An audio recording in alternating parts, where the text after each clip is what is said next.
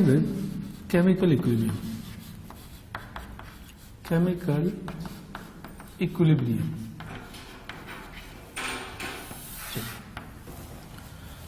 अब इक्विलिब्रियम समझने के पहले जो है we are talking about types of reaction. Types of reaction. Types of reaction में दो तरह की रिएक्शंस होती हैं जिनको हम बोलते हैं रिवर्सिबल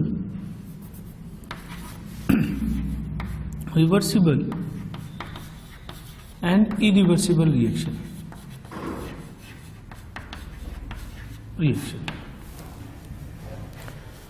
अब सबसे पहले हम बात कर रहे हैं व्हाट इज इरिवर्सिबल रिएक्शन.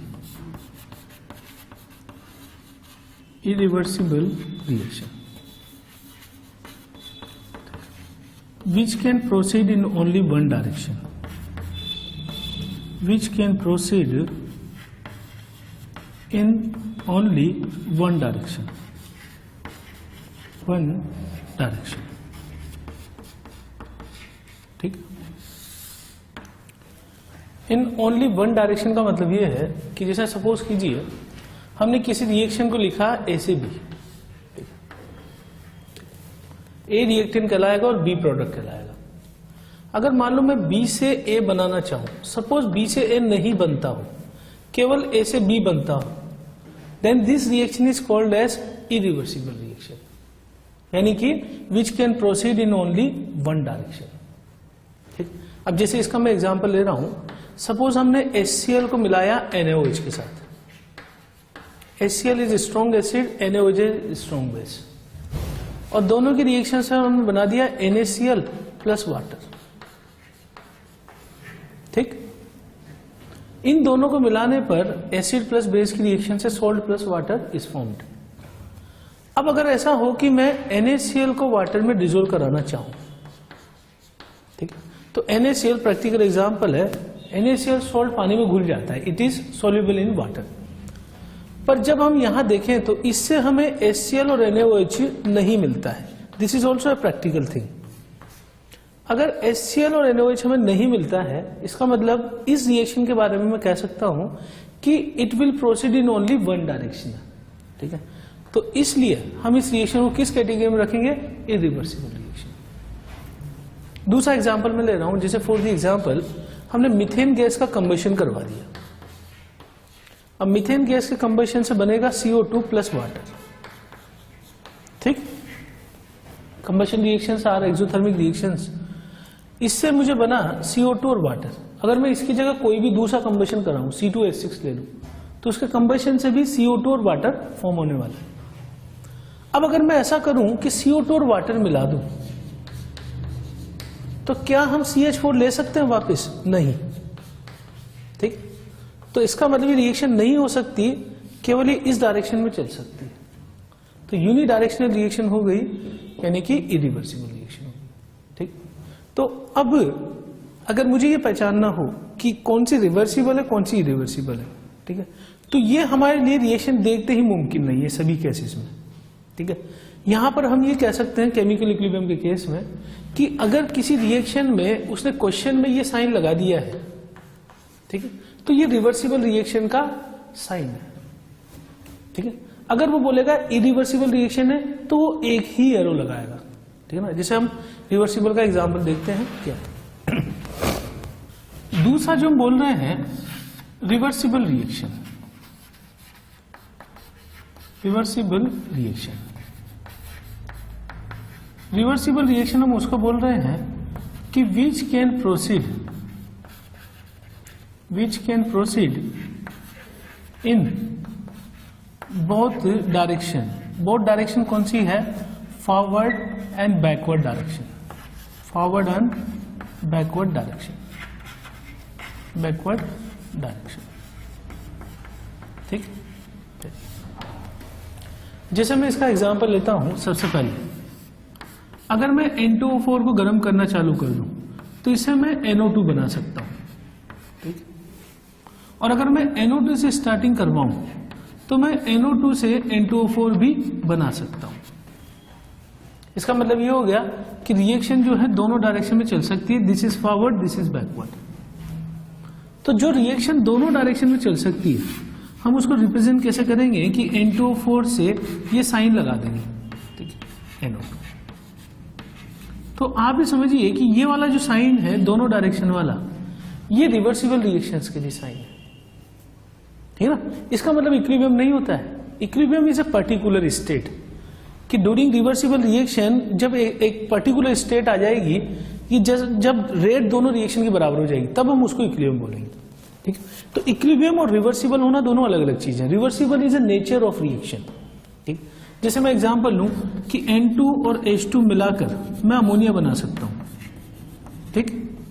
और अमोनिया को गर्म करके 2 अमोनिया से यहां से N2 प्लस 3H2 भी बनाया जा सकता है। तो ये रिएक्शन ओवरऑल में लिखूंगा 3H2 और यहां से 2NH3। अब ऐसी बहुत सारी रिएक्शंस हैं जिनमें हम ये वाला साइन लगाते हैं, इसका मतलब रिवर्सिबल का साइन लगाते हैं। अगर किसी क्लोज कंटेनर में हम रिवर्सिबल रिएक्शन करवा रहे हैं तो रिएक्टेंट्स आर नेवर कंज्यूम्ड, ठीक है। मतलब इसमें ध्यान ही रखना है मुझे, reactants are never consumed, are never consumed, never consumed. Reactant हम किस में खत्म करवा सकते हैं? इरिवर्सिबल में कंप्लीटली, क्योंकि एक ही डायरेक्शन में चल रही है ए से बी। लेकिन अगर रिएक्शन दोनों डायरेक्शन में चल रही है और क्लोज कंटेनर में हो रही है तो कभी भी ऐसा टाइम नहीं होगा कि reactants are completely consumed, are never consumed completely. क्योंकि क्या होगा कि जब रिएक्शन हो रही है तो अगर रिएक्शन इस डायरेक्शन में हो रही है और प्रोडक्ट बना रही है तो प्रोडक्ट का कुछ पार्ट वापस रिएक्टेंट बना रहा होगा। अगर ऐसा नहीं हो रहा है तो फिर वो रिएक्शन प्योरली इरिवर्सिबल में आ जाएगी, ठीक है ना। तो reaction is proceeding in both direction. अब हो सकता है इनकी रेट डिफरेंट हो, शुरू में रेट इसकी ज्यादा हो इसकी कम हो, ठीक है। इसमें हम ये बोलेंगे कि जब दोनों की रेट बराबर हो जाएगी तो इक्विलिब्रियम आ जाएगा। उसको हम थोड़ा और डिटेल में देखते हैं। Reactants are never consumed. अब जैसे मैं एग्जांपल ले रहा हूं कि सपोज करो हम रिएक्टेंट का कर्व बनाए विद टाइम, रिएक्टेंट कॉन्सेंट्रेशन, ठीक। तो रिएक्टेंट कॉन्सेंट्रेशन, अगर रिएक्टेंट यहां पर इस एक्स एक्सिस पे पूरी तरीके से 0 हो गया तो definitely this curve is for irreversible, ठीक। जबकि रिवर्सिबल का कर्व कभी भी 0 पे नहीं आएगा, ठीक है ना। रिवर्सिबल जो है, अगर मैं उसके लिए कर्व देखूं तो रिवर्सिबल में कर्व आएगा इस तरीके से कि कुछ देर बाद ये कांस्टेंट हो जाएगा और प्रोडक्ट भी जो बढ़ता बढ़ता कुछ देर बाद ये कांस्टेंट हो जाएगा। तो ये फर्क होगा किसमें? इरिवर्सिबल और रिवर्सिबल में, ठीक है। This is for reversible. अच्छा, एक बात है कि अगर रिएक्शन बेसिकली रिवर्सिबल है और अगर आप ओपन कंटेनर में कर रहे हो तो वो इरिवर्सिबल बन जाएगी। जैसे फॉर एग्जांपल मोल में जब हम क्वेश्चंस करते हैं तो मोल में क्वेश्चन के लिए एक ही डायरेक्शन हम कंसीडर करते हैं, N2 प्लस 3H2 से कितना अमोनिया बनने वाला है, ठीक। इसका मतलब ये है कि वो रिएक्शन हो रही है किसमें? ओपन कंटेनर में। अब ओपन कंटेनर में क्या हुआ कि प्रोडक्ट बाहर निकल गया, now the product is not available for reaction. तो उस केस में ये रिएक्शन जो है इरिवर्सिबल की तरह बिहेव करेगी, ठीक है। तो हम ये देख लें कि यहां पर जो रिवर्सिबल रिएक्शंस हैं they can be converted into irreversible अगर हम उसको ओपन कंटेनर में करवाएं। तो एक फोरमोस्ट कंडीशन है इक्विलिब्रियम के लिए कि reaction should take place in a only close container, ठीक। इसका एग्जांपल और ले रहा हूं मैं, जैसे मैं CH3CONA सॉल्ट लूं, ठीक। तो ये पानी में रिएक्शन करके इसका हाइड्रोलाइसिस होगा and it will form CH3COH plus यहां से NaOH। अगर मैं मान लो दोनों को मिला दूं CH3COH को प्लस NaOH तो इट विल फॉर्म CH3COONA और वाटर। यानी ये रिएक्शन दोनों डायरेक्शन में चल रही है तो हम इक्विलिब्रियम साइन लगा देंगे इसके साथ, CH3CONA प्लस वाटर और यहां से बनने वाला है CH3COOH प्लस NaOH, ठीक है ना। तो इक्विलिब्रियम साइन मैंने लगा दिया है, इसका मतलब ये रिएक्शन बन गई रिवर्सिबल। और अगर मैं किसी रिएक्शन में सिंपल ये साइन लगाऊं तो वो बन गई इरिवर्सिबल, ठीक है। तो पहला पॉइंट है हमारा रिवर्सिबल। इक्विलिब्रियम के पॉइंट्स, इक्विलिब्रियम। अब देखिए इक्विलिब्रियम हम किसको बोलेंगे?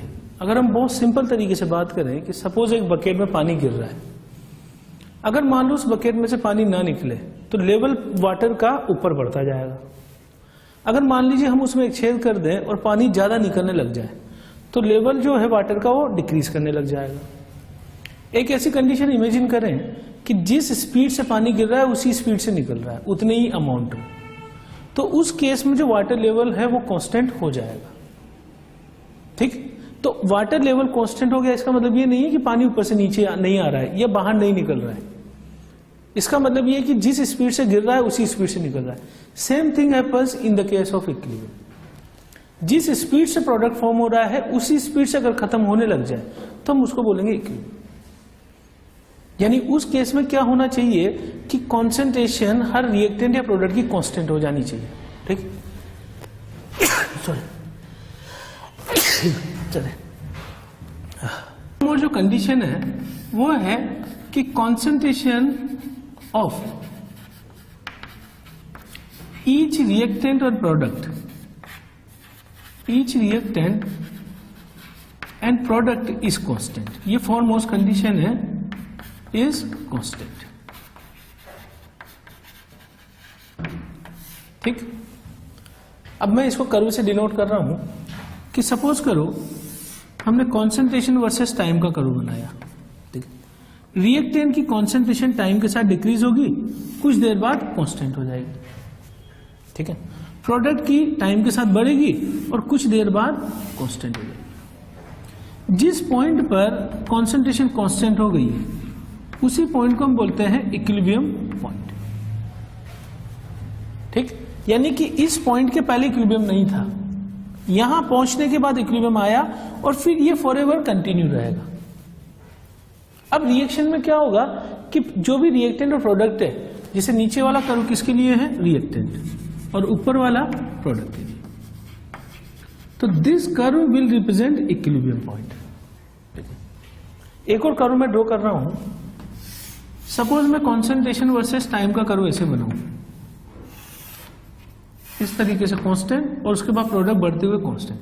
ये भी इक्विलिब्रियम को रिप्रेजेंट करेगा। यानी यहां पर ये पॉइंट ऐसा है जिसके बाद दोनों की कॉन्सेंट्रेशन क्या हो गई है? कांस्टेंट। ये कोइंसिडेंस हो सकता है कि इक्विलिब्रियम पॉइंट पे दोनों बराबर क्वांटिटी में है। अगर मान लो मैं कर्व बनाऊं इस तरीके से, कॉन्सेंट्रेशन वर्सेस टाइम का कर्व, रिएक्टेंट कम हुआ फिर कांस्टेंट हो गया, प्रोडक्ट बढ़ा और फिर कांस्टेंट हो गया। यानी कि ये कर्व मैं रिप्रेजेंट कर रहा हूं प्रोडक्ट का और ये रिएक्टेंट का। अब क्वेश्चन ये है कि क्या ये सही कर्व है इक्विलिब्रियम के लिए? तो this is correct curve for the equilibrium. ठीक है, इस वाले पॉइंट को मैं क्या नाम दूंगा? This point is called as equilibrium point. यानी मुझे सिर्फ मतलब इससे है कि कॉन्सेंट्रेशन कांस्टेंट हो जानी चाहिए। ठीक है ना, यहां भी क्या हो गई? कांस्टेंट, यहां भी क्या हो गई? कांस्टेंट। हमें इससे मतलब नहीं कि बराबर हो रही है या डिफरेंट हो रही है, दे मे बी सेम और दे मे बी डिफरेंट। ठीक है, तो पहला जो फॉरमोस्ट पॉइंट है वो है कि each reactant product is constant. अब सवाल यह है कि रिएक्शन जो है अगर ये कांस्टेंट हो गई है तो क्या रिएक्शन रुक चुकी है? नो। यहां पे हम इक्विलिब्रियम को क्या बोलते हैं? Equilibrium is not static, it is dynamic in nature. Dynamic का मतलब ये है कि रिएक्शन हो रही है, रुकी नहीं है। ठीक है, यानी जिस स्पीड से प्रोडक्ट बन रहा है उसी स्पीड से खत्म हो रहा है। ठीक है, तो हम इक्विलिब्रियम के लिए एक पॉइंट लिखेंगे कि equilibrium is always dynamic. Equilibrium is dynamic in nature. Dynamic यानी हो रही है, रिएक्शन इज नॉट स्टॉप्ड। ठीक है, इज डायनामिक। चलिए, तो पहला पॉइंट तो हमने देखा है कि concentration should be constant after reaching this point. यानी रिवर्सिबल रिएक्शन अगर क्लोज कंटेनर में हो रही है तो इस पॉइंट के बाद जो है इक्विलिब्रियम आएगा। अच्छा, एक पॉइंट और हम लिख सकते हैं कि equilibrium is always attend in close container, in closed container. अगर मान लो आपने ओपन कंटेनर लिया तो जो प्रोडक्ट है वो बाहर निकल गया, now it can not form reactant back. तो इसलिए इक्विलिब्रियम लाने के लिए एक फोरमोस्ट कंडीशन ये है कि कंटेनर शुड बी क्लोज्ड। ठीक है, रिवर्सिबल रिएक्शन को अगर आप ओपन कंटेनर में कराएंगे तो वो भी फिर एक ही डायरेक्शन में चलने वाली है, दोनों डायरेक्शन में नहीं चलेगी। ठीक, तो दूसरा पॉइंट हमने क्या देखा है कि equilibrium is dynamic in nature, यानी रिएक्शन इज नॉट स्टॉप्ड। हम देख रहे हैं कि equilibrium can be attend, equilibrium can be attend bye either reactant side और प्रोडक्ट साइड, रिएक्टेंट साइड और प्रोडक्ट साइड। इसका मतलब यह है कि अगर कोई रिएक्शन रिवर्सिबल है, जैसे मान लो फॉर द एग्जांपल मैं N2O4 लेकर NO2 बना सकता हूं और थोड़ी देर बाद इसमें इक्विलिब्रियम आ जाएगा। सिमिलरली अगर मैं स्टार्ट करूं NO2 से, तो चाहे प्रोडक्ट साइड से। ठीक, इसके बाद जो नेक्स्ट पॉइंट है, डी पॉइंट है, इसके बाद ई पॉइंट कि equilibrium point is detected by either concentration, pressure और कलर चेंज, कलर। ठीक, भाई कॉन्सेंट्रेशन से कैसे देखेंगे कि कॉन्सेंट्रेशन कांस्टेंट हो जाए हर एक रिएक्टेंट प्रोडक्ट की, तो इक्विलिब्रियम आ चुका है। प्रेशर कांस्टेंट हो जाए तब भी इक्विलिब्रियम आ चुका है। और एक तीसरा पॉइंट है कि कलर से भी हम डिटेक्ट कर सकते हैं, पर ये कलर वाला पॉइंट सबके लिए वैलिड नहीं है। जैसे फॉर द एग्जाम्पल अगर हम N2O4 से स्टार्टिंग करवाएं तो it is colourless in nature. ठीक है, और ये बनाएगा NO2। NO2 gas is brown coloured. तो NO2 गैस अगर बनेगी तो कंटेनर में धीरे धीरे क्या होगा, शुरू में हमने N2O4 ली तो कलरलेस होगा, कुछ देर बाद क्या होगा, NO2 जब फॉर्म होगी तो उस केस में ब्राउन कलर की इंटेंसिटी बढ़ती जाएगी। ठीक है ना, और एक टाइम ऐसा आएगा जब ब्राउन कलर की इंटेंसिटी कांस्टेंट हो जाएगी। जिस टाइम इंटेंसिटी कांस्टेंट होगी तब हम ये डिटेक्ट कर सकते हैं कि equilibrium point has been attained. तो ऐसा हर केस में पॉसिबल नहीं है, जहां कलर क्लियरली विजिबल होगा वहीं पर हम ऐसा कह सकते हैं। दो गैसेस अगर दोनों का कलर कुछ हुआ तब भी हम नहीं कह सकते। ठीक है, पर यहां क्लियर कट बोल सकते हैं क्योंकि ये कलरलेस है और ये ब्राउन कलर, तो हमें इंटेंसिटी कांस्टेंट होने से मतलब है। कांस्टेंट कॉन्सेंट्रेशन और प्रेशर का देख ही चुके हैं अपन कि ये कांस्टेंट हो जानी चाहिए। ठीक, पॉइंट जो इसकी फोरमोस्ट कंडीशन है कि रेट ऑफ बैकवर्ड रिएक्शन या rate of forward reaction is equal to rate of backward reaction, rate of backward reaction. अब देखिए केमिकल इक्विलिब्रियम चैप्टर में हम रेट को जो है सिंपली ऐसे समझेंगे कि रेट प्रोपोर्शनल टू कॉन्सेंट्रेशन। इसका मतलब ये होगा कि अगर कॉन्सेंट्रेशन बढ़ती जाएगी तो रेट भी बढ़ती जाएगी। ठीक, अब हम ये बोल रहे हैं कि रेट क्या हो जानी चाहिए, इक्वल। मतलब दो वर्ड काम करते हैं कि कॉन्सेंट्रेशन कांस्टेंट हो जानी चाहिए और रेट इक्वल हो जानी चाहिए। अब जैसे मैं बात कर रहा हूं रेट ऑफ फॉरवर्ड की, तो rate of forward proportional to reactant concentration. ठीक, और दूसरा rate of backward proportional to product concentration. ठीक है, ये मैं रफली लिख रहा हूं, यहाँ पावर में स्टोइकोमेट्रिक कोएफिशिएंट्स आ सकते हैं जो कि हम आगे देखेंगे लॉ ऑफ मास सेक्शन में। RF और RB सीधा किस पे डिपेंड करता है, रिएक्टेंट और प्रोडक्ट कॉन्सेंट्रेशन। अब मैं इसके लिए कर्व ड्रॉ कर रहा हूं, रेट वर्सेस टाइम। ऐसा होगा कि शुरू में रिएक्टेंट को हमने लिया है और रिएक्टेंट कम होता जा रहा है और कांस्टेंट हो गया। Same thing happen with the rate, reactant कम होता जाएगा तो रेट भी कम होती जाएगी। तो ये मैं रेट किसकी लिख रहा हूं, फॉरवर्ड रिएक्शन की, यहां लिख देता हूं रेट फॉरवर्ड। ठीक, रिएक्टेंट कम होगा तो रेट भी कम होती जाएगी और जब रिएक्टेंट कांस्टेंट हो गया है उसके बाद रेट भी कांस्टेंट हो जाएगी। अब प्रोडक्ट के बारे में लेते हैं। शुरू में प्रोडक्ट 0 है अगर, तो RB क्या होगा, 0, और जैसे जैसे प्रोडक्ट बढ़ेगा वैसे वैसे RB भी बढ़ेगा। तो RB अगर बढ़ा तो ये बढ़ते बढ़ते इस पॉइंट तक आएगा और इस पॉइंट पे आते ही इस पॉइंट को मैं बोलूंगा equilibrium point. Once the equilibrium point has been attained, rate of forward is equal to rate of backward reaction. जब ये दोनों बराबर हो गए उसी को मैं इक्विलिब्रियम बोलूंगा, यानी this curve correctly represent equilibrium. लेकिन मान लीजिए किसी केस में मैं कर्व ऐसे बना देता हूं कि रेट वर्सेस टाइम का कर्व इस तरीके से आया, ये कांस्टेंट हो गया, इस तरीके से गया, ये कांस्टेंट है, आर एफ आर बी, तो दिस इज नॉट इक्विलिब्रियम, क्योंकि इक्विलिब्रियम की कंडीशन क्या है कि R F should be equal to R B.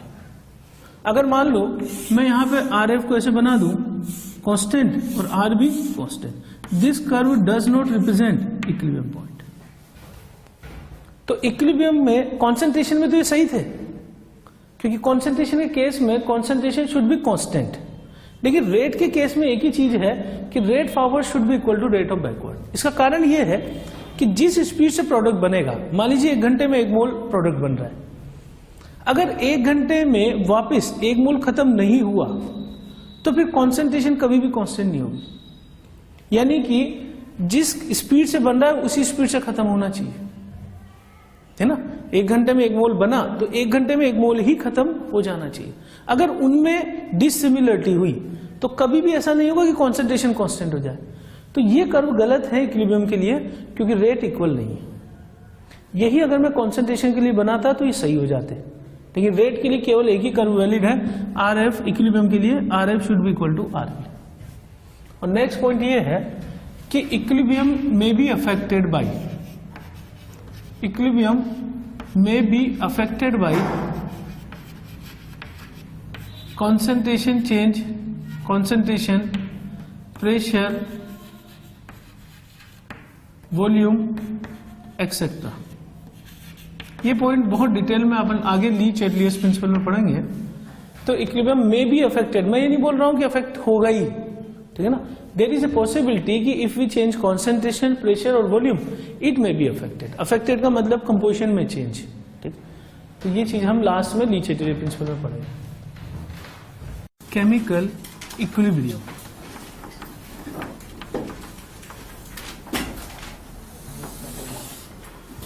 अब देखिए दोनों में क्या डिफरेंस है वो देख रहे हैं। सबसे पहले फिजिकल इक्विलिब्रियम, फिजिकल इक्विलिब्रियम।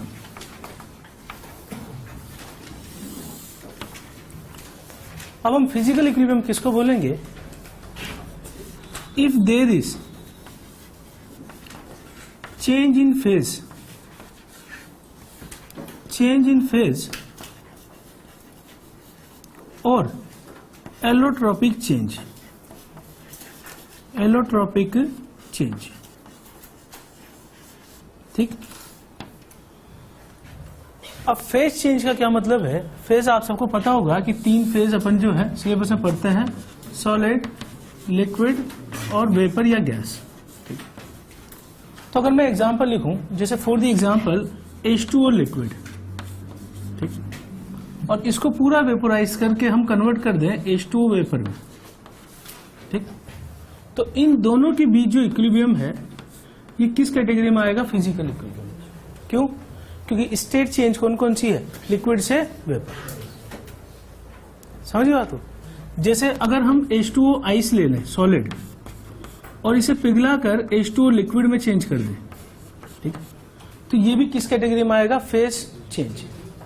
तो जितने भी फेज चेंजेस हैं वो हम किस कैटेगरी में रखेंगे? Physical equilibrium. दूसरा मैंने लिखा है यहां पे एलोट्रोपिक चेंज। एलोट्रोपिक चेंज का मतलब क्या होता है? एलोट्रोप्स क्या होते हैं कि नेचर में जितने भी ऐसे कंपाउंड है जिनमें प्योर एक ही एलिमेंट है, वो आपस में क्या कहलाते हैं? एलोट्रोप। जैसे फॉर द एग्जांपल हम कार्बन का लें, ग्रेफाइट और डायमंड, दोनों नेचुरल एलोट्रोप्स हैं कार्बन के, ठीक है, और दोनों में प्योर कार्बन ही है, तो वो आपस में क्या कहलाएंगे? एलोट्रोप्स। जैसे मैं ऑक्सीजन का कंपाउंड लूं O2 और O3, ऑक्सीजन ओजोन, तो O जो एलिमेंट है वो नेचर में या तो O2 की फॉर्म में मिल रहा है या O3 की फॉर्म में मिल रहा है, तो ये आपस में क्या कहलाएंगे? एलोट्रोप्स। सेम इसी तरीके से फास्फोरस, व्हाइट मिल रहा है, रेड मिल रहा है, ठीक है ना, ब्लैक फास्फोरस मिल रहा है, तो ये तीनों आपस में अलग अलग फॉर्म में एलोट्रोप कहलाते हैं। तो एलोट्रोप की कंडीशन क्या है कि केवल एक ही एलिमेंट होना चाहिए प्योर, जैसे O2 और O3। तो अगर जैसे मैं लूं कार्बन ग्रेफाइट, ठीक, और दूसरा मैं लूं कार्बन डायमंड, ठीक, तो इसमें जो इक्विलिब्रियम होगा ये कहलाएगा एक तरह से एलोट्रोपिक चेंज। ये दोनों आपस में क्या है, दीज टू आर एलोट्रोप्स। तो एलोट्रोपिक अगर चेंज होगा तो वो भी किस कैटेगरी में रखेंगे हम, फिजिकल इक्विलिब्रियम के अंदर, ठीक। तो पहला तो है फिजिकल इक्विलिब्रियम। दूसरा जो हम ले रहे हैं वो है केमिकल इक्विलिब्रियम। केमिकल इक्विलिब्रियम का मतलब क्या है कि there is chemical reaction, there is chemical reaction. अब केमिकल रिएक्शन हम कैसे आइडेंटिफाई करते हैं? केमिकल रिएक्शन का बेसिक होता है कि existing bonds are broken and new bonds are formed. तो मैं लिख सकता हूं कि existing bonds are broken, bonds are broken and new bonds are formed, new bonds are formed। जैसे फॉर द एग्जाम्पल हम नाइट्रोजन में जो बॉन्ड है उसे तोड़ दें, हाइड्रोजन में जो बॉन्ड है उसे तोड़ दें, और इनको मिलाकर हम क्या बना दें, अमोनिया, ठीक है। तो ये चीज जो है किस कैटेगरी में आएगी, केमिकल रिएक्शन हो रही है, तो दिस इज केमिकल इक्विलिब्रियम, ठीक। तो दो तरह का इक्विलिब्रियम हम देख रहे हैं, फिजिकल और केमिकल इक्विलिब्रियम। जैसे मान लीजिए हम ले लें N2O4 से यहां से क्या बना दें, 2NO2, ठीक। तो दिस इज केमिकल चेंज। तो existing bonds are broken and new bonds are formed.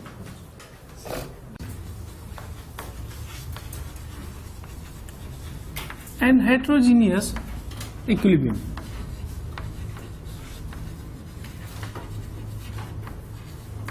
तो जो आप कैटेलिस्ट की बात कर रहे हो ना, कैटेलिस्ट ठीक है रिएक्शन की रेट को बढ़ा देता है, लेकिन वो हर रिएक्शन के लिए अलग अलग सुटेबल है ना। अब जरूरी थोड़े कि एक पर्टिकुलर रिएक्शन में कोई कैटेलिस्ट काम आ रहा है तो दूसरी में भी वही काम आएगा, है ना। तो ये बिल्कुल सही है कि कैटेलिस्ट से बढ़ाया जा सकता है रिएक्शन की स्पीड, पर हो तो सही ना ऐसा कोई।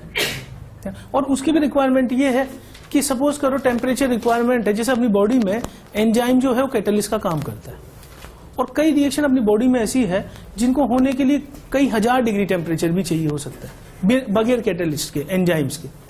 लेकिन बॉडी टेम्परेचर पे ही करवाने में समर्थ है एंजाइम, मतलब रिएक्शन की स्पीड को लाख गुना तक बढ़ा देते हैं। ये मतलब मैजिक है अपनी बॉडी में एंजाइम्स का, ठीक है। तो अगर मान लो कोई कैटेलिस्ट मैंने चुना, अब रिएक्शन बगैर कैटेलिस्ट के मान लो 2000 डिग्री पे हो रही है ना।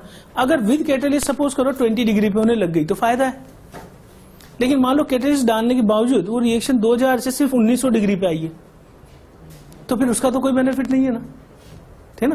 तो बहुत सारे फैक्टर काम करते हैं कैटेलिस्ट का चुनाव करते समय।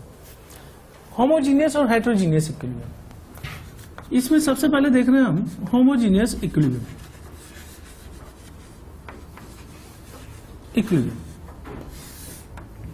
इसकी डेफिनेशन ये है कि इफ ऑल कंपोनेंट्स, या मैं इसको थोड़ा सा करेक्ट वर्ड लिख दूं, रिएजेंट्स। रिएजेंट्स का मतलब क्या होता है, रिएक्टेंट एंड प्रोडक्ट। ध्यान रखें इस बात का कि अगर मैं जनरल वर्ड यूज कर रहा हूं reagent, that is reactant and product combinedly, ठीक है ना। तो रिएक्टेंट और प्रोडक्ट को मिलाकर क्या बोलते हैं हम, reagent. If all reagent are in same phase at equilibrium, at equilibrium, तो इसको हम क्या बोलेंगे, इट इज होमोजीनियस इक्विलिब्रियम। जैसे for the example nitrogen gas plus 3 hydrogen gas और यहां से 2 अमोनिया गैस, अगर सारे के सारे एक ही फेज में है तो फिर मैं इसको क्या बोलूंगा, होमोजीनियस इक्विलिब्रियम। जैसे मैं एग्जांपल लूं CH3 COOC2H5 liquid plus water liquid, ये है hydrolysis of ester, it gives CH3COH liquid plus C2H5OH liquid. ये सारे लिक्विड हैं तो इसको भी हम क्या बोलेंगे, होमोजीनियस इक्विलिब्रियम। यानी सारे सॉलिड हो या सारे लिक्विड हो या सारे गैस हो तो कहलाएगा होमोजीनियस इक्विलिब्रियम। तो दूसरी डेफिनेशन जो है हेट्रोजीनियस, पता लग गया आपको? नोट करो इसमें, heterogeneous equilibrium.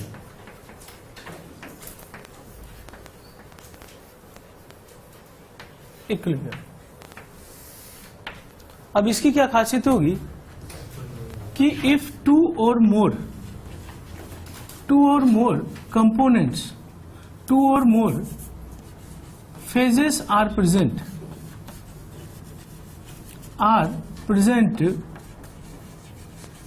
at equilibrium,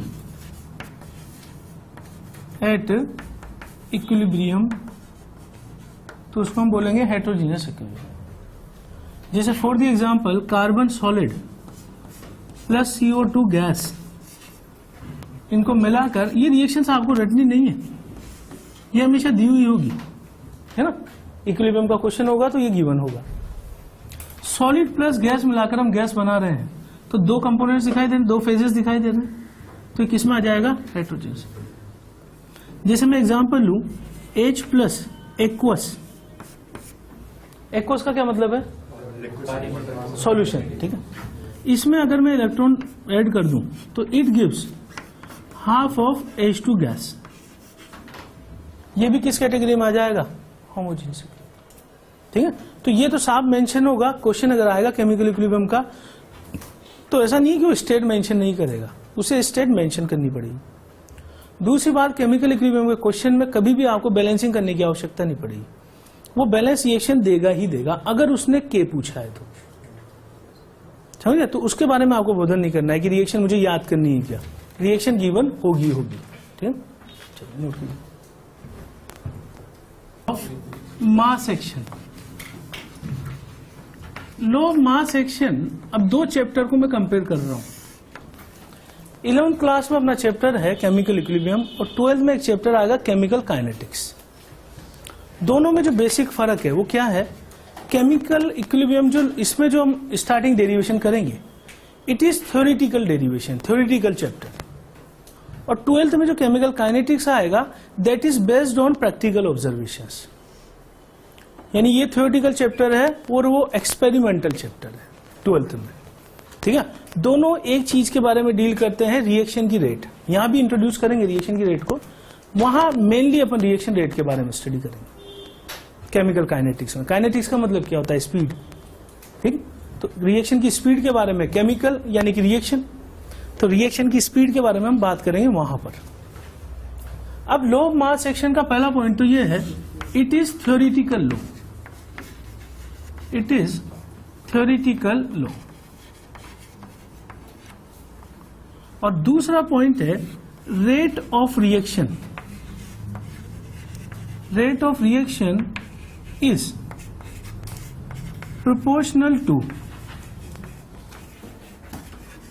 proportional to product of active mass of reactants where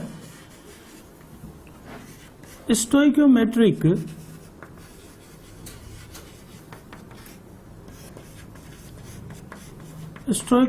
coefficients are taken as power, या मैं इसको ऐसे लिख दूं r raised to power, taken as power, या आप लिख raised to power, raised to power। क्या मतलब है इसका, ये समझना है। सिंपल मानता हूं A से B, ठीक है। इक्विलिब्रियम में A से B है तो मैं इस रिएक्शन को दो हिस्सों में तोड़ रहा हूं। एक तो A से B जिसको मैं क्या नाम दूंगा? फॉरवर्ड रिएक्शन, ठीक। और दूसरी रिएक्शन क्या हो जाएगी? B से A जिसे हम क्या नाम देंगे? बैकवर्ड रिएक्शन, ठीक। अब दोनों रिएक्शन को अलग अलग हम इमेजिन करते हैं। मान लो मैं इस रिएक्शन की बात करूं तो इस रिएक्शन की स्पीड इस पे डिपेंड करेगी कि हमने रिएक्टेंट कितना लिया हुआ है। एक प्रैक्टिकल बात है, मैं रिएक्टेंट जितना ज्यादा लूंगा उतना ही प्रोडक्ट बनेगा, और प्रोडक्ट बनेगा ज्यादा, इसका मतलब रिएक्शन की स्पीड ज्यादा। तो हम ये कह सकते हैं कि जो इसके रिएक्शन की स्पीड होगी आर से रिप्रेजेंट करेंगे रेट से। तो rate of reaction of forward, F मतलब forward, it is proportional to, यहां पे रिएक्टेंट कौन सा हो गया, ए। अब अगर इसके आगे मैं कोफिशिएंट 2 लगा देता, है ना, सपोज करो मैं यहाँ 2a कर देता या 2b कर देता, तो ये 2a ये 2b और यहाँ 2b और ये 2a। तो लो मास एक्शन ये बोलता है कि इसकी कॉन्सेंट्रेशन जितनी ज्यादा होगी रेट उतना ही ज्यादा होगा, और इसका जो स्टोइकोमेट्रिक कोफिशिएंट है it is raise to power. ठीक, अगर मान लो मैं इसे कम करता जाऊं तो ये भी कम होता जाएगा ना, रिएक्टेंट कम होगा तो रेट भी कम होती जाएगी। तो लास्ट क्लास में मैंने एक कर्व बनाया था, आपको याद हो तो, रिएक्टेंट का कर्व ऐसे डिक्रीज करते हुए यूं कांस्टेंट गया और प्रोडक्ट का बढ़ते हुए ऐसे जाके कांस्टेंट। तो रिएक्टेंट और प्रोडक्ट कांस्टेंट, इक्विलिब्रियम की कंडीशन। फिर मैंने रेट का कर्व बनाया था, तो रेट का कर्व डिक्रीज करते हुए फॉरवर्ड, फिर कांस्टेंट, और बैकवर्ड बढ़ते हुए कांस्टेंट सीधा, और मैंने लिखा था R F should be equal to R B, concentration constant और रेट इक्वल। समझ आ गए? तो अब आप ये देखो कि रिएक्टेंट ऐसे कम हो रहा था तो रेट ऑफ फॉरवर्ड भी ऐसे कम हो रही थी ना, वो यहां से पता लग गया। रिएक्टेंट कम होगा तो साथ में रेट ऑफ फॉरवर्ड भी क्या होती जाएगी, कम होती जाएगी।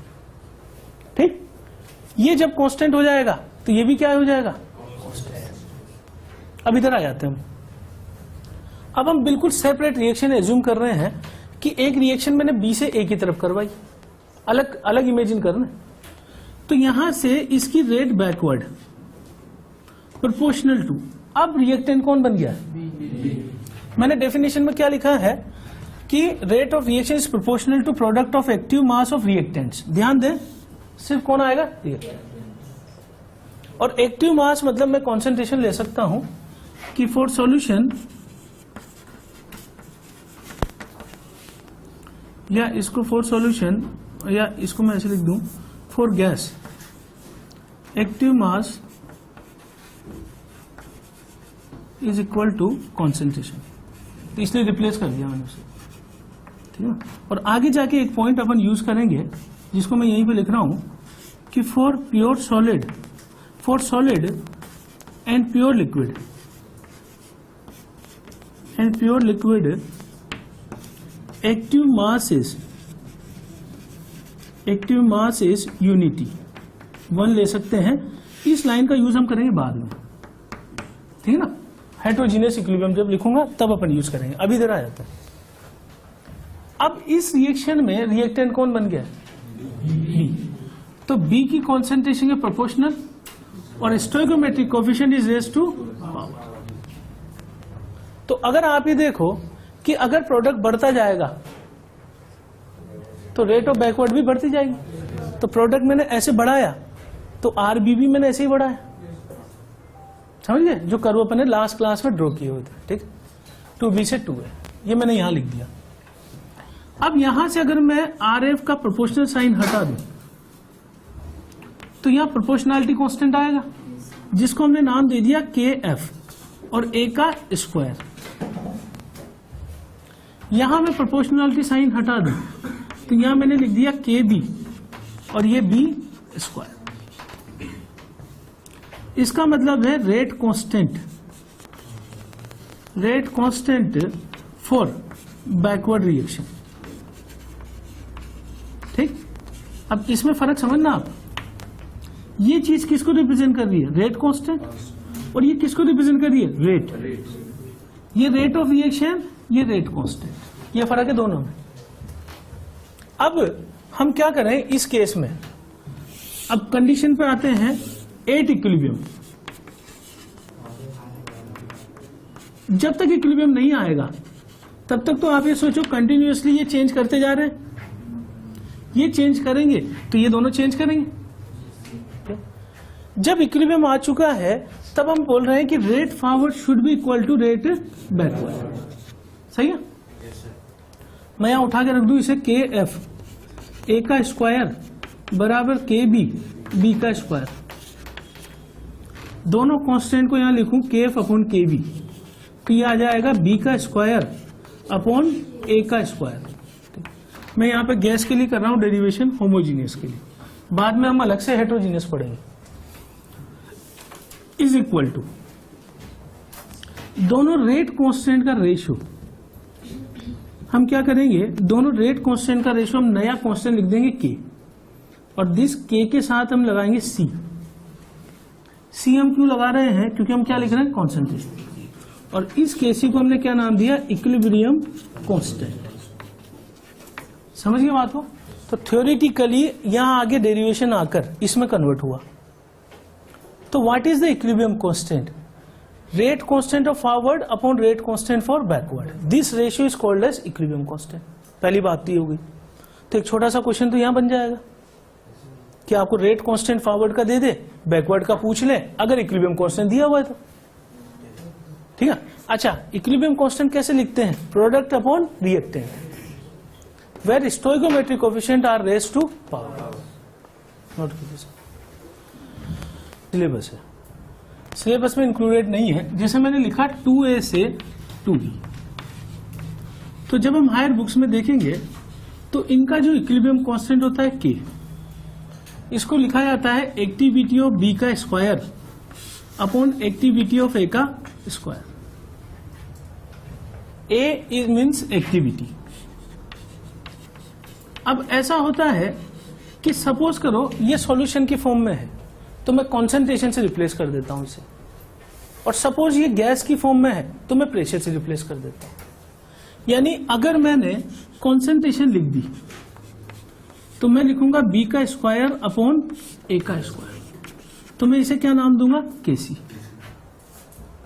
और अगर मैं प्रेशर से रिप्लेस कर दूं इसे, तो ये बन जाएगा पार्शियल प्रेशर ऑफ B का square upon partial pressure of A का स्क्वायर। इसको हम क्या नाम दे देंगे, तो KC और KP में क्या फर्क है, KC में कॉन्सेंट्रेशन आएगी और KP में प्रेशर आएगा। P का मतलब क्या है, P means partial pressure, partial pressure. बात समझ आ गई सबको? और तीसरा एक्सप्रेशन और लिख रहे हैं हम KX, KX को मैं लिखूंगा XB का स्क्वायर अपॉन XA का स्क्वायर। वैसे ही जेई ने कभी पूछा नहीं है KX, ठीक है। X का मतलब होता है मोल फ्रैक्शन,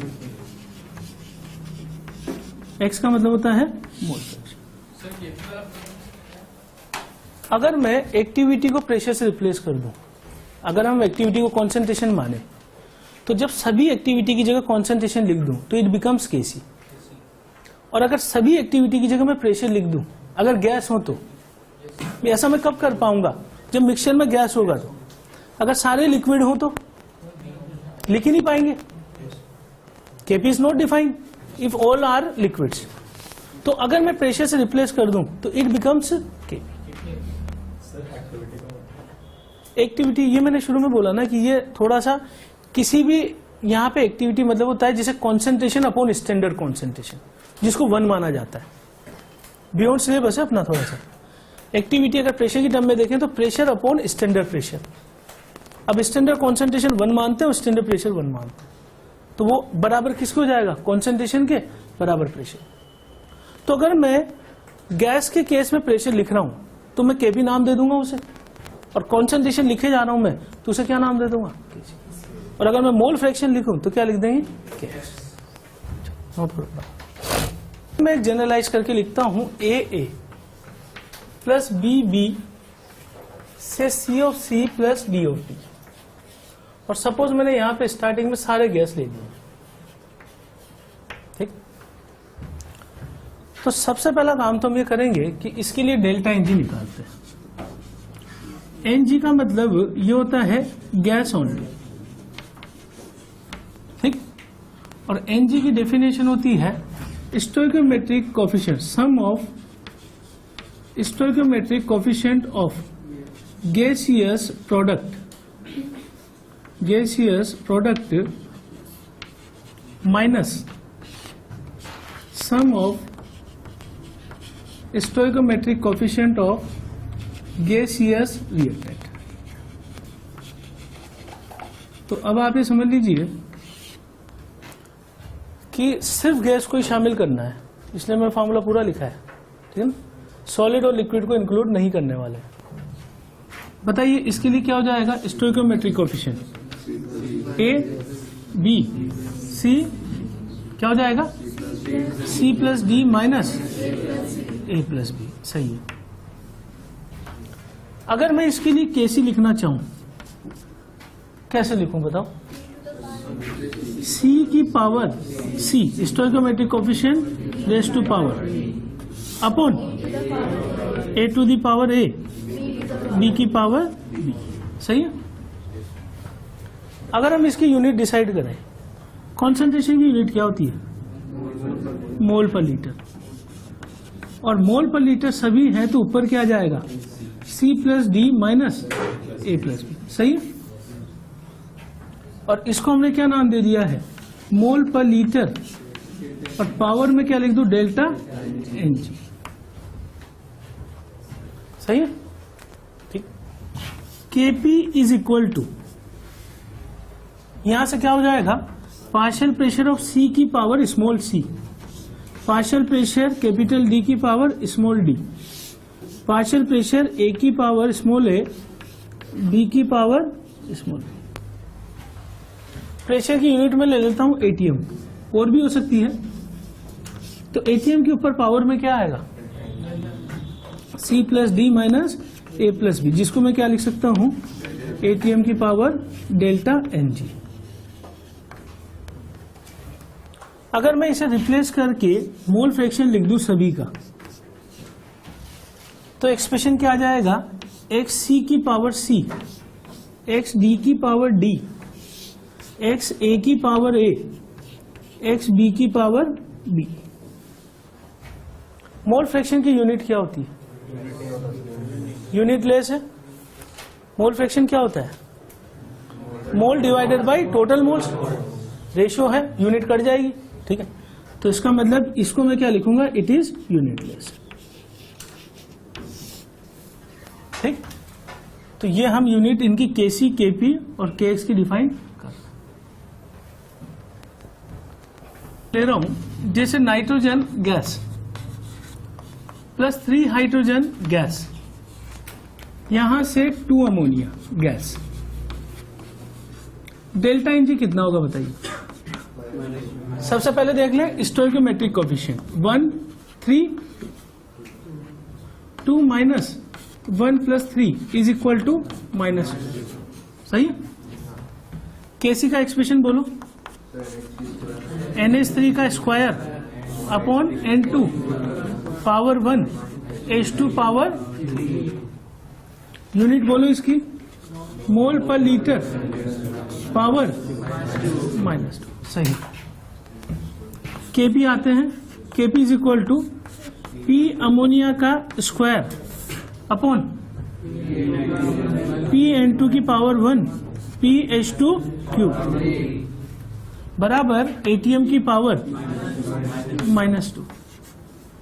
और अगर इसके लिए केएक्स लिखना चाहें तो मोल फ्रैक्शन अमोनिया का square upon mole fraction nitrogen into mole fraction hydrogen का क्यूब बराबर, यूनिट लिखना चाहें तो इट इज यूनिटलेस, क्योंकि मोल फ्रैक्शन की कोई यूनिट नहीं होती। तो जो हमारा सबसे पहला काम है वो है एक्सप्रेशन लिखना। एक्सप्रेशन लिखना ढंग से आना चाहिए। अभी हम केवल होमोजीनियस डील कर रहे हैं, हेट्रोजीनियस अपन लेटर सेक्शन में पढ़ेंगे। सिर्फ मैं वो सारे लिख रहा हूं जो कि गैस है या सारे लिक्विड है। ठीक। P and K C, relation between K P and K C. K P और केसी का मतलब तो समझ गए हैं। केसी मतलब according to concentration, K P means according to pressure. ठीक। चलो अब मैं इसके लिए एक डेरिवेशन ले रहा हूं कि एक्स ए से मैंने लिया Y B, gas gas, delta N G कितना होगा, y माइनस एक्स। मैं कैसे लिख रहा हूं, b की पावर y और a की power x। Stoichiometric coefficients are x and y।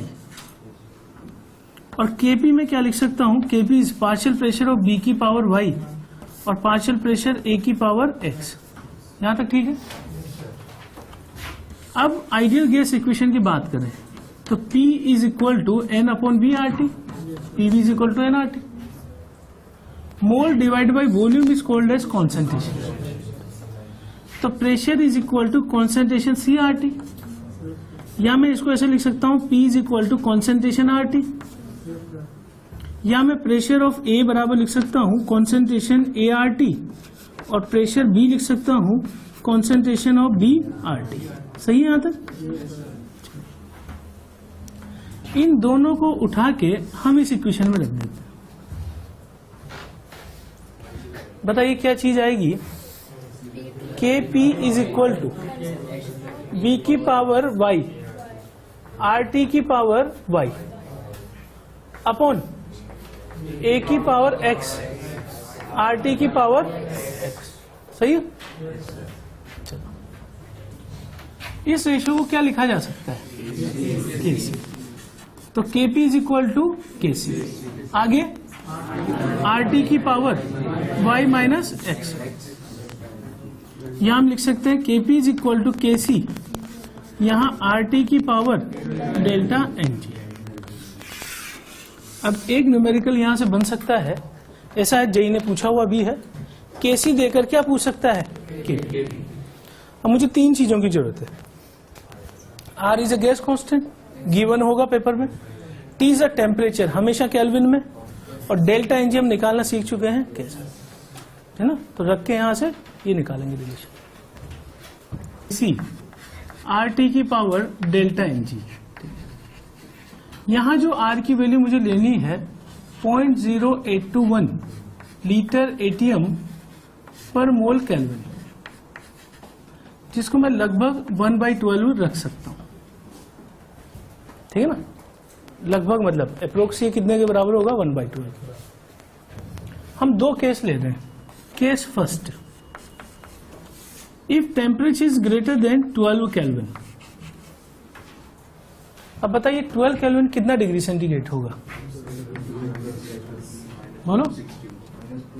-2 61 degree centigrade.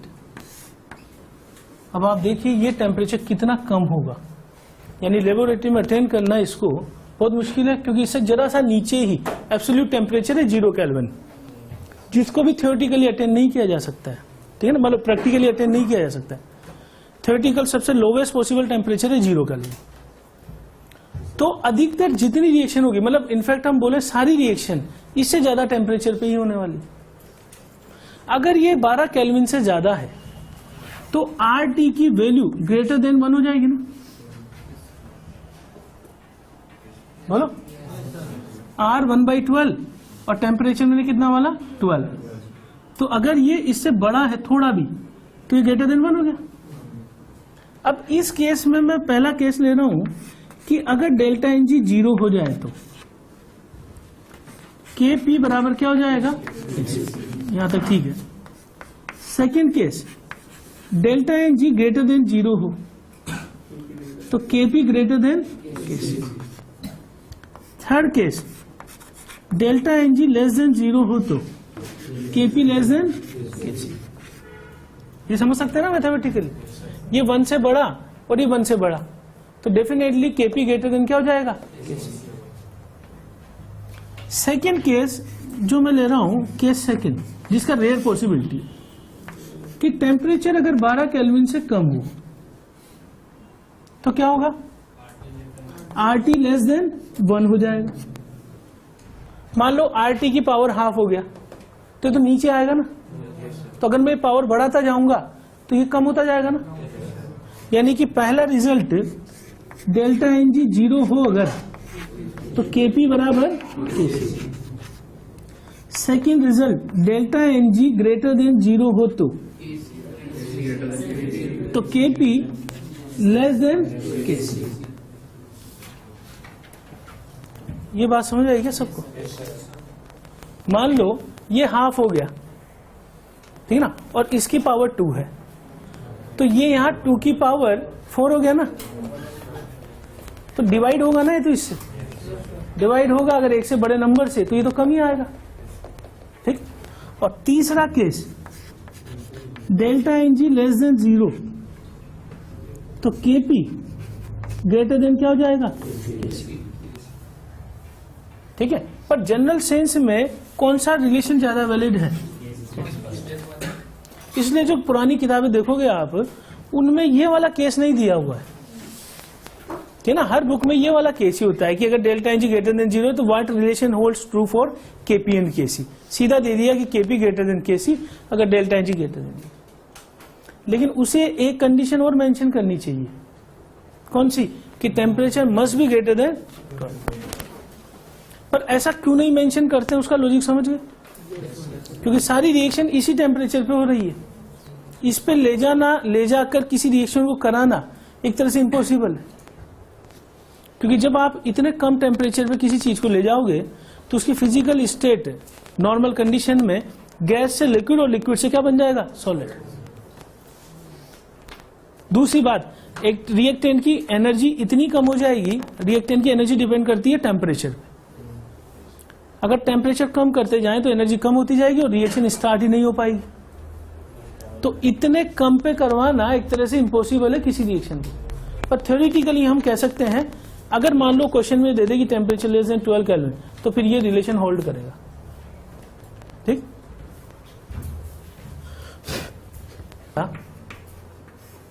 कि N2 plus 3H2 gas gas और यहां 2 ammonia gas, Kc is equal to 10 to the power -2। हमसे पूछा था कि calculate Kp at 227 degree centigrade, और R की वैल्यू जो है हमें दे दिया था वहां पे 0.0821 लीटर एटीएम पर मोल केल्विन, और यहां पे इसे लिख दिया था यूनिट के तौर पे litre square upon mole square. निकाल सकते हैं, बताओ। Kp इज इक्वल टू क्या करना है, Kc, यहां पे RT डेल्टा एनजी। बताइए डेल्टा एनजी क्या होगा इसका, -2, ठीक। R की वैल्यू 0.0821, टेम्परेचर हमेशा केल्विन में, गलत, 500। तो Kp is equal to Kc की वैल्यू 10 की पावर -2 अपॉन, आंसर में ऐसे ही एक्सप्रेशन दिया हुआ था 0.0821, ऑब्जेक्टिव क्वेश्चन था 500 का पावर 2। समझ में बात हो, आसान क्वेश्चन ही मानेंगे इसको, ठीक है ना। Relation between Kp and Kx। अब वैसे Kx के बारे में कभी जेई ने पूछा नहीं है, पर हम रिलेशन डिराइव कर रहे हैं उसी तरीके से जैसे अभी हमने किया था, XA से YB, gas gas.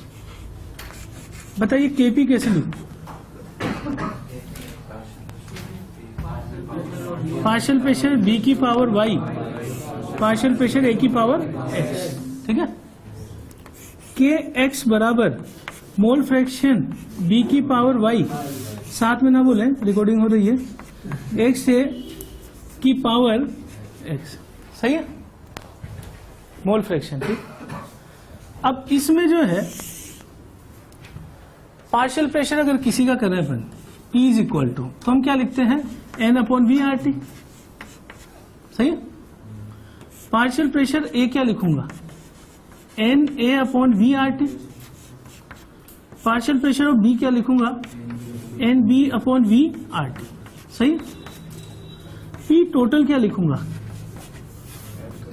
N total into RT/V। दिखाई दे रहा है एक्सप्रेशन यहां से, PV is equal to NRT का सिंपल यूज है। अगर मैं PA/P टोटल कर दूं, क्या आने वाला है, मोल A upon mole total. Equation देखो ध्यान से, ये दोनों मोल अपॉन मोल टोटल क्या चीज होती है, मोल फ्रैक्शन X से। इसका मतलब partial pressure of A is equal to mole fraction X से इंटू क्या हो जाएगा, पी टोटल। इक्वेशन क्या है कि partial pressure of any component is equal to mole fraction of that component into total pressure. तो पार्शियल प्रेशर ऑफ बी क्या हो जाएगा, mole fraction of B into P total. सही है। इन दोनों को उठाकर हम कहां रख दें, इसमें पहले वाली इक्वेशन में। ठीक, तो ये किसके टर्म में चेंज हो जाएगी, मोल फ्रैक्शन की टर्म। रख के देखते हैं आगे क्या होता है। उठा के दोनों एक्सप्रेशन कहां रख देने हैं, केपी में। बताइए केपी क्या हो जाएगा, मोल फ्रैक्शन बी की power B into P total power B, हाँ सॉरी बी अपन ने क्या माना है, वाई, वाई वाई।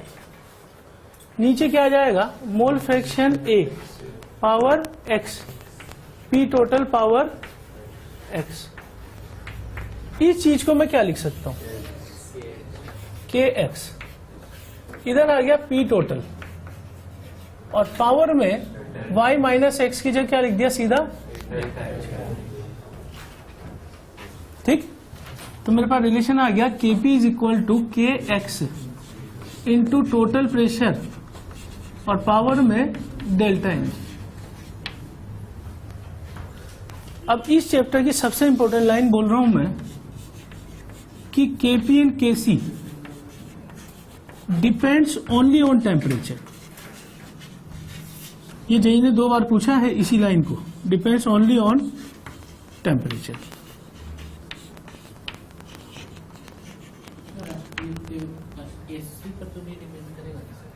वो एक्चुअली रिएक्शन के लिखने पे डिपेंड करेगा, मतलब वो मैं आगे पढ़ाऊंगा कि इफेक्ट ऑफ स्टोइकोमेट्री। लेकिन एक पर्टिकुलर रिएक्शन है ना, वो हो रही है अगर मान लो, तो फिर उसमें टेम्परेचर पे ही डिपेंड करता है। ठीक सर, हाँ सर पार्शियल प्रेशर का एग्जैक्ट मीनिंग क्या है सर, वो मेरे को नहीं समझ में आया। बिल्कुल सही, बिल्कुल सही तरीके से पूछा तूने। पार्शियल प्रेशर गैस स्टेट पढ़ा कि नहीं पढ़ा। Kp and Kc depends only on temperature. अब जेई का क्वेश्चन कैसे था वो बता देता हूं। जेई ने क्या किया, एक रिएक्शन दी और उसमें बोला कि pressure is changed, what will be the effect on degree of dissociation and Kp। 2 साल ऐसा क्वेश्चन जेई ने पूछा हुआ है, और अब डिग्री ऑफ डिसोसिएशन तो अपन आगे पढ़ लेंगे, लेकिन जो दूसरी चीज है कि प्रेशर चेंज किया, what is the effect on Kp, क्या रहेगा, क्यों, डिपेंड्स ऑन। समझ गए ये बात। अब इससे मैं एक कंक्लूजन निकाल रहा हूं। वैसे तो केस बहुत इंपॉर्टेंट नहीं है अपने लिए जेई के पॉइंट ऑफ व्यू से। पहला केस ये है कि अगर डेल्टा एन जी 0 हुआ तो Kp इज इक्वल टू क्या हो जाएगा, Kx। सेकेंड केस, अगर delta N G not equal to 0 हुआ, Kp जो है नॉट इक्वल टू क्या होगा, Kx। अब ध्यान देना, मैं ये लिख रहा हूं कि if pressure is changed keeping temperature constant, keeping temperature constant. मैं किसको चेंज कर रहा हूं, प्रेशर। किसको कांस्टेंट रखते हुए, टेम्परेचर को।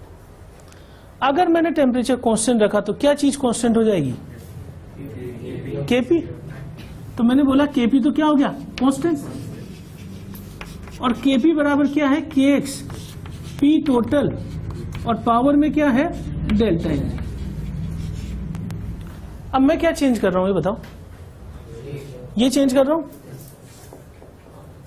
अगर मैं इसे चेंज करूं तो क्या इसमें फर्क पड़ेगा, पड़ेगा यार, तुम मैथमेटिक्स पढ़ते नहीं पढ़ते है ना, तुरंत ऐसे बोल रहे हो कि मतलब कम से कम यहां तो देखो ना, ये कांस्टेंट, ठीक है। तो ये पूरा फंक्शन में अगर मैं इसे चेंज करूं तो क्या इसमें फर्क पड़ेगा, पड़ेगा ना यार, अब तो देख लो कम से कम, ठीक है। तो इसका मतलब मैं लिख सकता हूं Kx चेंजेस विद प्रेशर। लेकिन अब ये लाइन क्यों लिखी है मैंने, अगर मैं Kp और Kc के लिए लिख दूं ये लाइन, तो Kp and Kc do not change with pressure.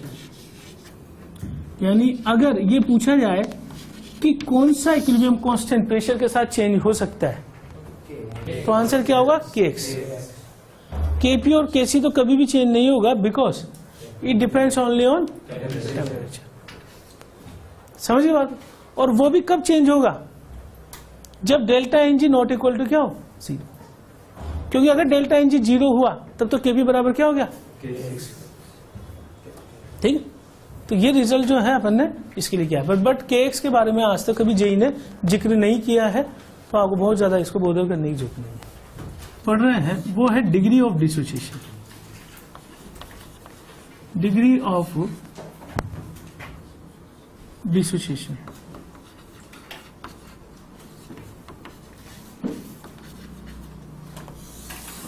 Degree of dissociation वो किससे रिप्रेजेंट करते हैं, गलत, कोई इसका साइन नहीं है। वो आपकी इच्छा हो x लिख दो, उसे y लिख दो, ठीक है ना। तो ये दिमाग में नहीं बिठाना है अपन को। पहला मिसकंसेप्शन कि अल्फा होता है डिग्री ऑफ डिसोसिएशन, गलत है, ठीक है ना। इसकी डेफिनेशन क्या है, it is equal to number of moles dissociated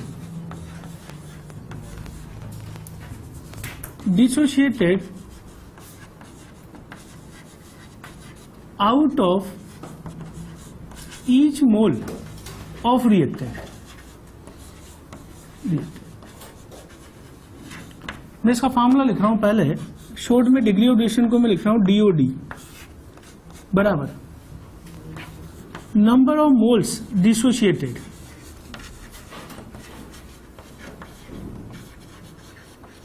upon number of moles taken, number of moles taken, ठीक। ध्यान देना यहां पे मोल्स टेकन और इधर मोल्स डिसोसिएटेड,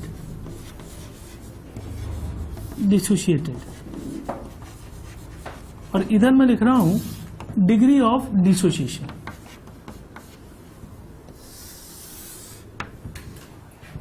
अगर मान लो मैं एक मोल ले लूं शुरू में, इसमें से मैं x मोल खत्म करवा दूं, डिसोशिएट करवा दूं, तो what is degree of dissociation, एक में से जितना खत्म होगा उसी को हम क्या बोलेंगे, डिग्री। अगर मैं एक में से 2x खत्म करवा दूं तो डिग्री ऑफ डिसोसिएशन कैसे निकालूं, 2x या और टेकन, तो कोई साइन होगा क्या इसका, कोई साइन नहीं होगा। 2x भी हो सकता है ना, अगर आपने याद किया हुआ है x is degree of dissociation तो रॉन्ग है वो 2x भी हो सकता है, ठीक। 2 में से x खत्म करवा दिया, x बाई, ठीक। अगर 2 में से 2x खत्म करवा दो, x, a मोल में से x खत्म करवा दिया, कितना, x बाई a। अगर a में से हम x खत्म करवा दें तो x डिग्री ऑफ डिसोसिएशन। अब समझे लिख रहा हूं मैं कि अगर डिग्री ऑफ डिसोसिएशन x दिया हुआ है, अगर डिग्री ऑफ डिसोसिएशन x दिया हुआ है, एक में से कितना खत्म होगा, x, 2 में से 2x, और 3 में से 3x, और a में से x। ये सबसे ज्यादा इंपॉर्टेंट बात ध्यान रखनी है।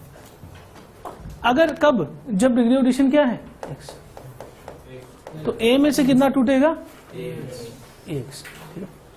अच्छा, परसेंट डिसोसिएशन हम किसको बोलेंगे, percent dissociation, degree of dissociation हम कितने में से बोल रहे हैं, 1 में से, तो परसेंट डिसोसिएशन हम किस में से बोलेंगे, 100 में से, तो DOD इंटू 100। अगर मान लो डिग्री ऑफ डिसोसिएशन 0.5 है तो परसेंट डिसोसिएशन कितना हो जाएगा, 50%।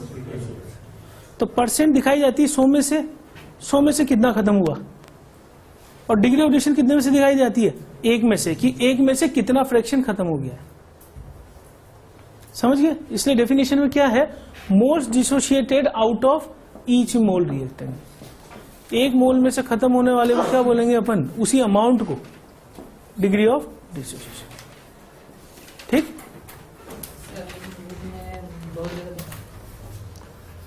टू ए से 3B plus C gas, gas gas gas, at starting 3 moles of A are taken.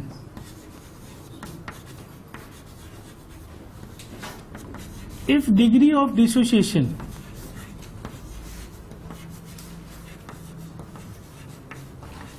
is X, calculate total moles at equilibrium. At equilibrium. Try कीजिए इसे. Sorry, एक दूसरे से पूछना. लिखा है कि 3B प्लस C. सबसे पहला काम है स्टोइकोमेट्रिक कोएफिशिएंट लिखना. 2, 3 और 1. ये लिखने के बाद मैं लिखूं कि मोल्स कितने कितने ले रहा हूं मैं. इसके बारे में हमेशा रिएक्शन बताएगा आपको. इसने बोला है कि 3 moles of A are taken, तो यहां 3 मोल कर दूं. इनके बारे में कुछ नहीं बोला तो क्या मानना पड़ेगा इसको. जिनके मोल्स हमें नहीं दिए हुए हैं वो मोल्स क्या मानने हैं, 0. अब हम इधर आगे करते हैं कि if degree of dissociation is X for A, definitely वो किसके लिए दे रहा है, A के लिए. तो आप ये सोचो कि अगर डिग्री ऑफ डिसोसिएशन X है तो 1 में से कितना खत्म होगा, X. तो 3 मोल में से कितना खत्म होने वाला है, 3X. तो बच्चा सबसे पहला गलती जो करता है वो है कि 3 में से X तोड़ देता है, जबकि 3 में से कितना टूटेगा, 3X. ठीक. अब 3X टूटने के बाद मुझे निकालना है कि ये कितने कितने हैं. ठीक है. अब ये निकालने के लिए मुझे क्या करना पड़ेगा, इन कोफिशिएंट को स्टडी करना पड़ेगा. एक मिनट बेटा. 2 से कितना बन रहा है, ये 3. कौन सी चीज के बारे में स्टडी कर रहा हूं मैं, A से B के बीच में. 2 से कितना बन रहा है, 3. तो 3X से कितना बनेगा निकाल सकते हैं, कितना, 9X बाई 2. अलग से करके देखेंगे इसे. तो यहां से कितना आ जाएगा, ये 9X बाई 2. इसके बाद इधर स्टडी करूं कि ये 2 से कितना बनता है, 1. 2 से कितना बनता है, 1. तो 3X से कितना बनेगा, 3X बाई 2. तो ये कितना बन गया, 3X बाई 2. अब मुझे क्या करना है, सारे मोल जोड़ने.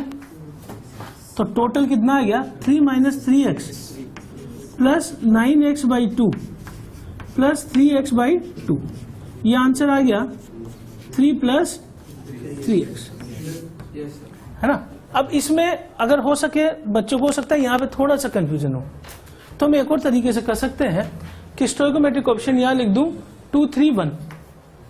इसे 1 से डिवाइड कर, 2 से डिवाइड कर दूं तो 1, 3/2 और 1/2. इधर कितना खत्म हुआ, 3X आ जाएगा दोनों. 3X के लिए 9X/2 और ये X/2, और टोटल मोल में सब में जोड़ दें इक्विलिब्रियम पे. ठीक है.